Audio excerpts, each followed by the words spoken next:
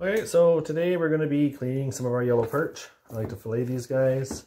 This is one of the yellow perch we caught today. It's about a 10-inch perch, kind of the size that we like to use for most of our meals. You know, anything from 8 to 11 inches is ideal for keeper size, in our opinion. But yeah, so today what we're going to do is I'm going to show you how we clean our yellow perch. It's a fast, efficient way of processing your fish. So I'm going to start by having the fish's back towards me. I prefer to work with the back towards me because when you're going up the spine, you're a little closer along the way, right? So always use a sharp knife. I'm going to start by making an incision just behind the gill plate here, right? And then this is for the guts. So I'll start incision at the tail. And remember, you're not sawing, it's a fillet knife, you're going to do swipes, right? So you're going to swipe. Another swipe. And then that's going to come right off, right? So we'll remove this fillet. There's one down.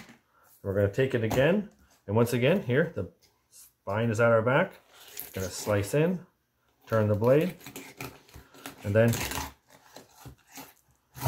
up from the tail. You can remove this, anything else that comes with it. And that is the removal of the entrails of the fish. And now, I mean, if it's a larger perch, you can keep all the way down the side. But generally, for me, what we'll do is I'll run the knife just down here on the inside, whip it around, and then I'm going to start the tail. And you have a nice little boneless fillet with the ribs still intact. There's one nice boneless fillet. I mean, you get about as much as you would as a chicken wing. So I'm going to do the same thing. Right around the ribs in the back, and then we're going to sweep that knife straight up, and here we are with another set of boneless ribs, or sorry, boneless fillets with no ribs.